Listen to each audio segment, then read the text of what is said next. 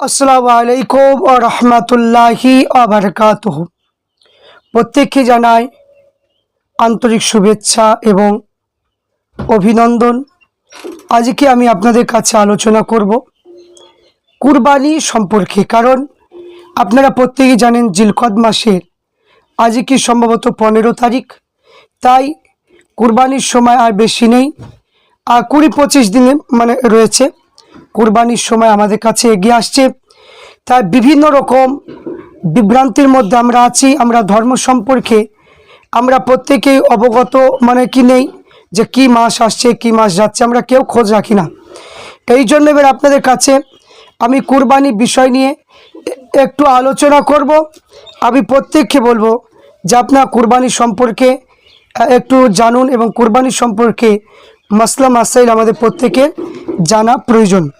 তো আমরা প্রথমে দেখব কুরবানি শব্দের অর্থ কী এবং কুরবানি কাকে বলে। কুরবানি শব্দের অর্থ এবং কুরবানি কাকে বলে, তা আমি আপনাদের কাছে যে আলোচনা করব সেই কিতাব অনুযায়ী। আন্দাজে কোনো আলোচনা করব না, কিতাবে যেটা লেখা আছে সেটাই আলোচনা করব, কোনো ব্যক্তিগত কোনো আলোচনা আমি করব না। তরিকুল ইসলাম মুজাদ্দুজ্জামান আবু বকর সিদ্দিক ফুরফুরাবি রহমাতুল্লাহ আলীহের তিনা খলিফা শাহ সুফি নিসারউদ্দিন রহমাতুল্লাহ আলীহে তিনার লিখিত কিতাব তরিকুল ইসলামের মধ্যে লেখা আছে কুরবানি শব্দটি হলো আরবি শব্দ এবং আবিধানিক দৃষ্টিকোণ হতে ওর অর্থ হলো নৈকট্য লাভের উপায় হিসাবে যে কোনো বস্তু ব্যবহার করা। অপরদিকে শরীয়তে পরিভাষায় কুরবানি বলা হয় নির্দিষ্ট জন্তুকে যা একমাত্র আল্লাহ পাকের নৈকট্য সন্তুষ্ট লাভের উদ্দেশ্যে নির্দিষ্ট সময় একমাত্র মহান আল্লাহর নামে জবাই করাকে বলা হয় কুরবানি। তাই কি বলে? কুরবানি বলে। কুরবানি ইতিকথা বা ঐতিহাসিক পটভূমি। কুরবানি কবে থেকে চালু হয়েছে, কুরবানি কিভাবে চালু হয়েছে সেই সম্পর্কে আমাদের একটু জানা প্রয়োজন। তো আপনারা জানেন যে কোরআন হাদিসের আলোকে কুরবানি আজ থেকে প্রায় 7650 বছর পূর্বে মানব গোষ্ঠীর আদি পিতা হজরতে আদম আলাইহিস সালাতু ওয়াস সালাম এবং তার সন্তান হাবিল ও কাবিলের মধ্যে তাহাদের বোন আকলিমা বিবাহ করা নিয়ে কলহ একটা বিবাদ দেখা দিয়েছিল। কিন্তু আদম আল্লাহ পাকের নির্দেশ অনুযায়ী তাহাদেরকে একলাসের সহিত কুরবানি করা আদেশ দেন। বলেন তোমাদের মধ্যে যার কুরবানি আল্লাহর দরবারে কবুল হবে তার সঙ্গে আকলিমার বিয়ে হবে। তো এইভাবে সর্বপ্রথম কুরবানি প্রথা চালু হয়েছিল। তাই এখানে হাবিল এবং কাবিল দুজনে কুরবানি করেছিলেন। যে হাবিল কি একটা দুম্বা কুরবানি করেছিলেন, আর কাবিল সে কৃষিকাজকে বেশি পছন্দ করতেন। তিনি কিছু শস্য রেখে এসেছিলেন, কিন্তু সেই সময় আপনার হাবিলের দুম্বাটা ভস্ম হয়ে আগুনে পুড়ে গিয়েছিল, কবুল হয়েছিল। এই জন্য কিন্তু এখানে কাবিলে কুরবানি কবুল হয়নি। তাই এখানে কি করলেন, সেখান থেকে সর্বপ্রথম কুরবানি চালু হয়েছিল। তো সর্বপ্রথম যে জায়গায় কুরবানি হয়েছিল সেই জায়গাটার নাম সর্বপ্রথম কুরবানি স্থান তফসিরের তারিখের কিতাবের মধ্যে এসেছে যে বর্তমান সিরিয়ার রাজধানী দামেস্কের নিকটে হাবিল কাবিল সর্বপ্রথম কুরবানি করেছিল। কোথায়? যে এখানে সিরিয়ার রাজধানী দামেস্কে সর্বপ্রথম কুরবানি করা হয়েছিল। তারপরে এই কুরবানিটা কি শুরু হলো হজরতে ইব্রাহিম আলাইহিস সালাতু ওয়াস সালামের কাছ থেকে, যে তিনার পুত্র ইসমাইল আলাইহিস সালামকে কুরবানি করার জন্য আল্লাহ পাক রব্বুল আলামিন হুকুম দিয়েছিল। তাই এখানে যে ইব্রাহিম নবী তিনার পুত্রকে এত ভালোবাসতেন, এত মহব্বত করতেন, ভালোবাসতেন, এই জন্য আল্লাহ পাক পরীক্ষা করেছিলেন, ইসমাইল আলাইহিস সালামকে কুরবানি করেছিল। সেখান থেকে আমাদের কুরবানি প্রথা চালু হয়েছে। তাই এখানে প্রশ্ন আছে, আমরা প্রথম কুরবানি হাবিল কাবিলে অনুসরণ না ইব্রাহিম নবী পুত্র ইসমাইলের অনুসরণ করে থাকি? কাকে আমরা অনুসরণ করি? আদম নবীর কি কুরবানি অনুসরণ করি, না ইব্রাহিম নবীর কুরবানি অনুসরণ করি?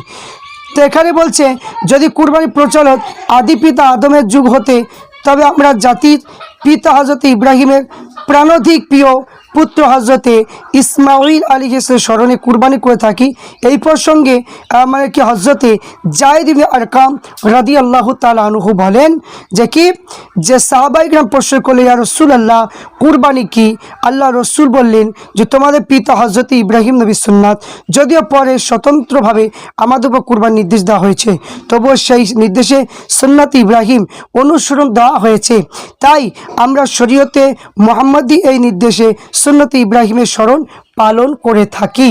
তাহলে আপনারা প্রত্যেকেই বুঝতে পারলেন যে কুরবানি মানে কোথায় থেকে এসেছে, কুরবানি মানে কোন জায়গা থেকে এসেছে, আমরা প্রত্যেকেই এটা বুঝতে পারলাম। তাহলে এখানে কুরবানি হজরতে আদম আলাইহিস সালাম মানে সর্বপ্রথম তিনার ছেলে হাবিল এবং কাবিলের দ্বারাই কুরবানি হয়েছিল, সেটা যে দামেস্কের জমিনে হয়েছিল।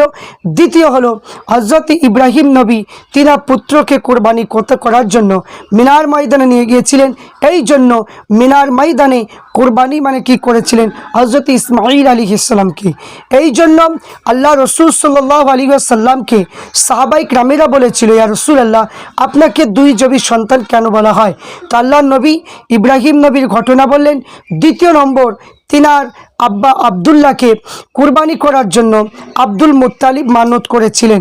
যে মান্নতটা হলো কি যে জমজমে পানি মানে কি যে কূপটাকে খনন করার জন্য আব্দুল মুত্তালিব বলেছিল, আল্লাহ আমার যদি 10টা সন্তান যদি হয় আমি একজন ছেলেকে কুরবানি করে দেব। তো জমজমে পানি খনন করলেন, কূপটা খনন করা হয়ে গেল, কিন্তু স্বপ্নের মাধ্যমে দেখিয়ে দেওয়া হলো, আব্দুল মুত্তালিব তোমার মানে ওয়াদা পূর্ণ করো। কাকে কুরবানি করবে? এমন সবাই দেখতে পাওয়া যায় হজরতে ইব্রাহিম মানে হজরতে আব্দুল মুত্তালিব তিনি কি করলেন যে কাকে জবাই করবে, দেখা যায় সর্বশেষে আবদুল্লাহকে বেছে পেলেন। এমন সময় একজন পাদ্রী এসে বলেছিল, এ আব্দুল মুত্তালিব আপনার এই সন্তানের কাছ থেকে আখিরি জামানার নবী আগমন করবে, তো একে আপনি কুরবানি করবেন না। তাই লটারি করা হয়েছিল, 10টা উট মানে কি যাবার আবদুল্লাহর নাম আসবে, তারপর 10টা করে উঠে মানে কুরবানি করবে। এইরকম করে 100টা মানে কি আপনার উট মানে কি কুরবানি করেছিলেন।